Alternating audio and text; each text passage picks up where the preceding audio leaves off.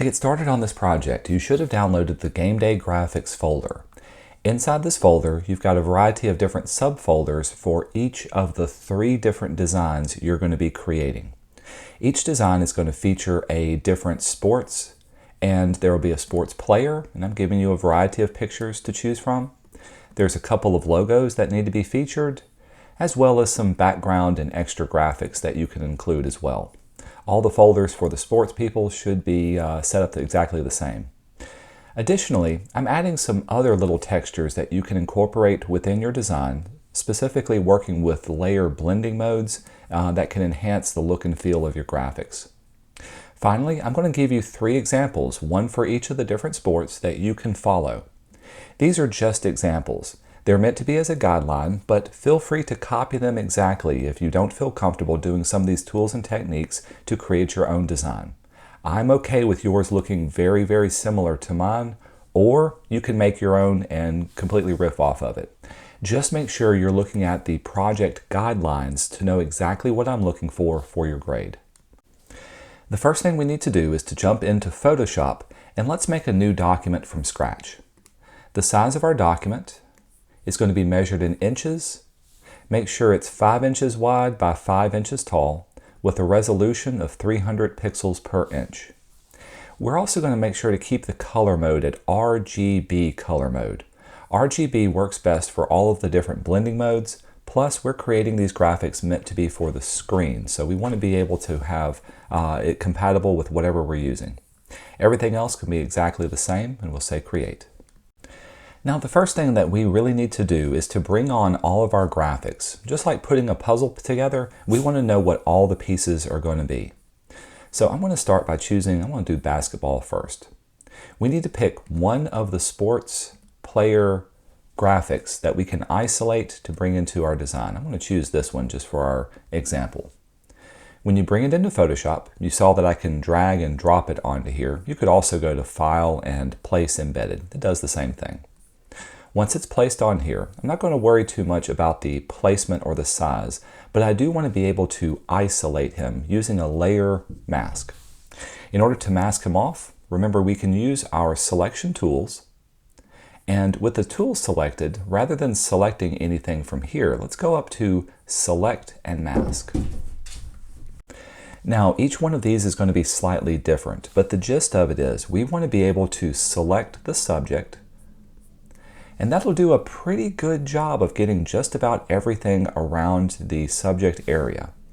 If you need to refine it, remember you've got your different refinement tools along this edge. The first one is the Refine Edge tool. This is really meant to be used for areas that are really tricky and have small things like for your hair or small wispy areas that may be missed. But if I zoom in, I can see there's an area right next to his hand that got missed between the ball and his arm. I'm going to change the size of my brush to make it a little bit smaller. The size of your brush really needs to fit the area that we're working in, so this looks pretty good. And from here I can then click and drag over the area, and you can see how it starts to recognize that contrast there. I'm going to go around and check all the edges. I see here's a little edge right here that could be cleaned up a little bit better. So this one's not picking up that edge too well. I'm going to zoom out so I can see it. If this is the case, we need to use the third tool, which is simply the mask tool. With this tool, we can either add on or subtract away from the mask, and that's what I want to do with this one. Again, make sure to change the size and hardness and details for your brush to be appropriate for what we're doing.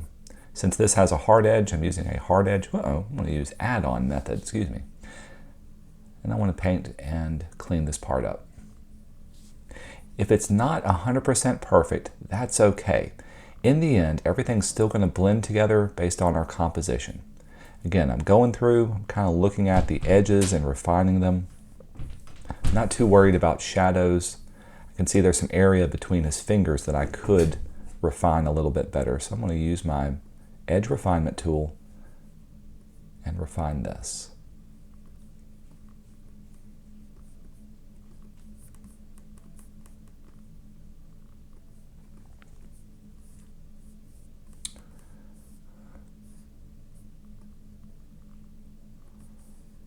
All right, yeah, I see a little spot on his ear too.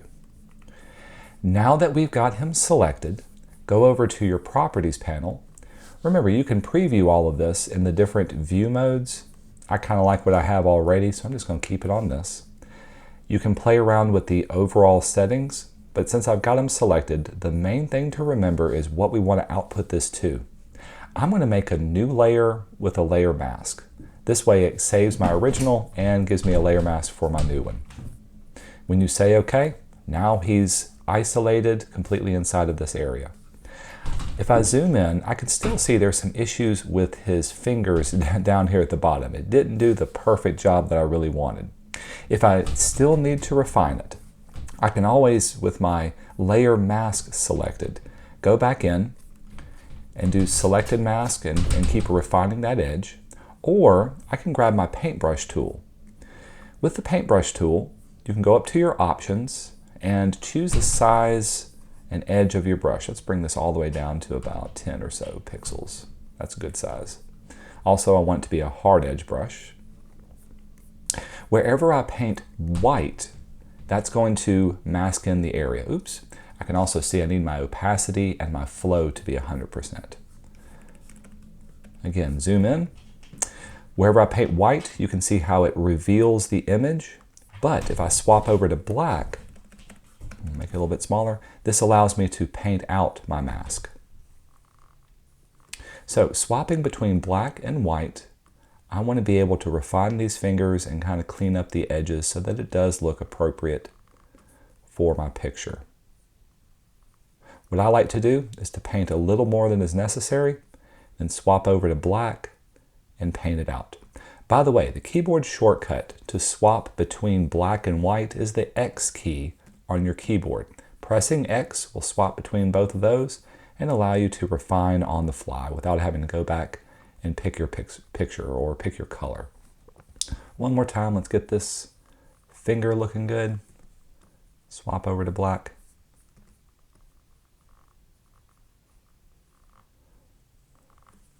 Now when I zoom out, it's a small detail, but it looks a whole lot better than it did before. Next, let's bring on the text and the logos that are necessary for our design. Going back into our folder, you can actually select both of your logos pictures at the same time, drag them into Photoshop together, and they'll place simply by clicking on the check sign at the top one by one. Notice in your layers panel that they've got their own layers. Of course, they're too big, so I'm going to choose my Move tool and go down to either Free Transform or Transform, and let's scale these down. Select them and scale them down just to kind of put them out of the way. Choose my bear. If necessary, you may have to zoom out. And I'm going to keep them relatively the same size. Right now, I really don't know where I want to put them or what I want to do, so I'm just going to kind of place them out of the way. To find our text, you can scroll to your Gameday project file page on the Canvas page, and here's where the text needs to be. Every composition has to say the word Gameday as its primary main text. Additionally, there's a date and time for all of them, and they're all going to be the same. It's not a real game, so it's okay. We're just making this up. And there also needs to be this ticket information. Whatever type style you want, as long as it's readable and appropriate, you can go with it. So I'll deal with type in just a second. So I'm going to simply copy Gameday, jump back in here. I'm going to grab my type tool, horizontal type. And for now, I'm just going to click once, give me some dummy text. Oops, I can't see that, so I'm going to set my color to be something I can see. We'll deal with color in just a second. There it is. And paste on my Gameday text. While I've got it selected, I'll zoom in so we can see it, I can go up to my options at the top, and I'm going to make it centered just to make sure everything fits really nicely. As far as fonts go, I was playing around with fonts earlier, and I found a variety of different kinds of fonts. LTC Squareface is what's known as a collegiate font. It's the kind of font that it looks like it's on a college jersey graphics, or it's the kind that's used in a lot of different sports. Very bold, very slab serif, nice, big, and readable. So I'm going to use that as my Gameday graphic. I do know that Gameday needs to be nice and big. It's a primary text. So I'm going to scale it up and make it a large size graphic. Again, I don't know where it can go, but for now I'm just kind of roughing it in and placing things right here. Next, I need to have the line that says November 11th at 8 p.m.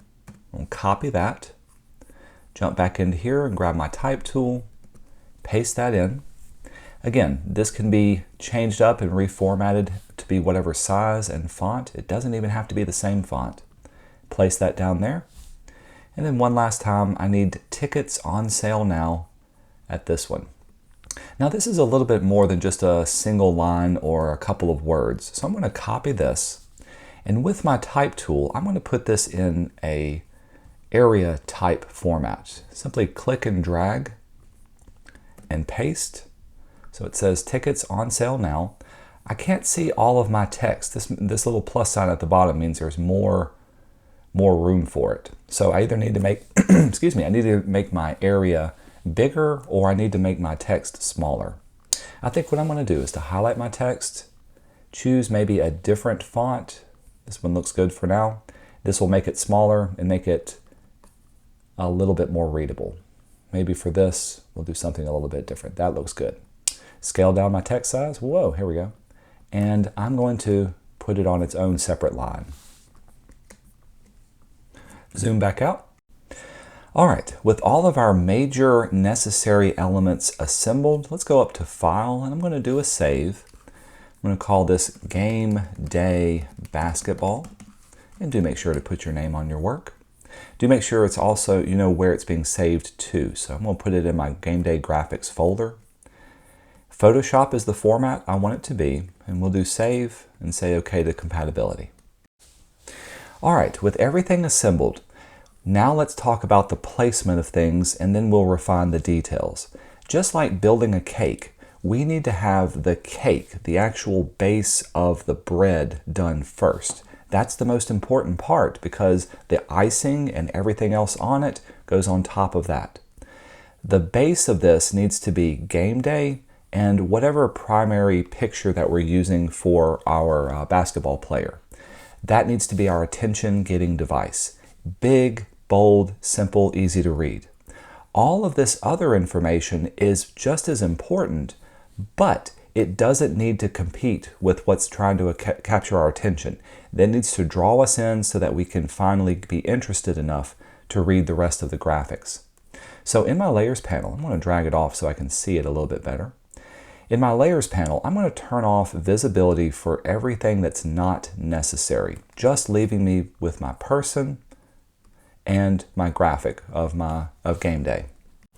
Now, as I build out this graphic, I want to keep everything nice and balanced, but also appropriate enough space to place everything. So as I place these, I'm going to use some guidelines to help keep things either centered or at least some margins away from the edge. Hey, the quickest way to make a margin, first of all, if you don't see your rulers, you can go up to View and show your rulers. But to make a margin guide, you can go down to Guides and tell it to make a New Guide Layout. With the New Guide Layout, we can turn off the rows and columns. We don't want that. We want margins along the edge.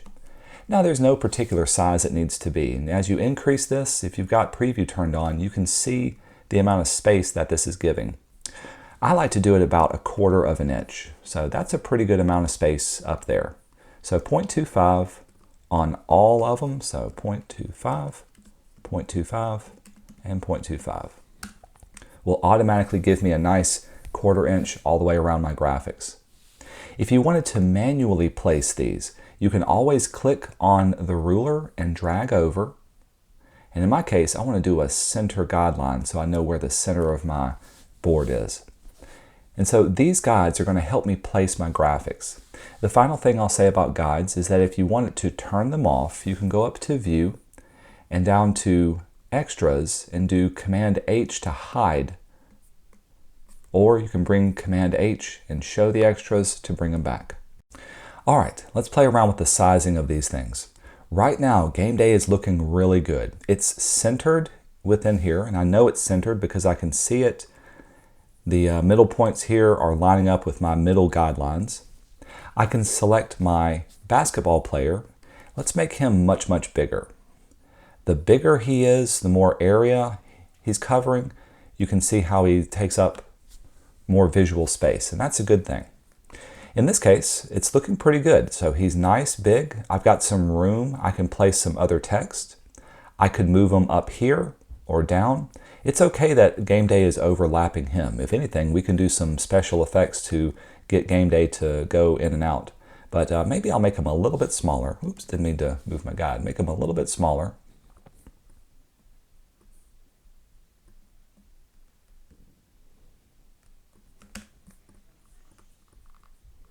Place him right about there. I'm going to bring Gameday down just a bit.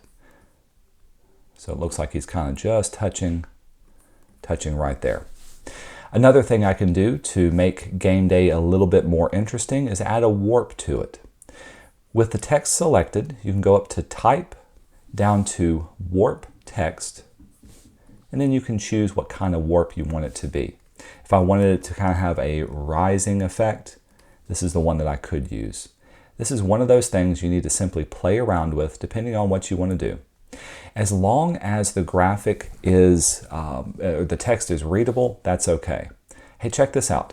Notice now that Gameday kind of follows the flow of his body. I like the look of that. So I'm going to keep that rise and bend to be something like this. I didn't know it was going to do that until I set it up, but since I like it, I'll bring it down, and this will be the graphic that I work with. Now that we've got him placed in here, the next video we're going to refine some of the details.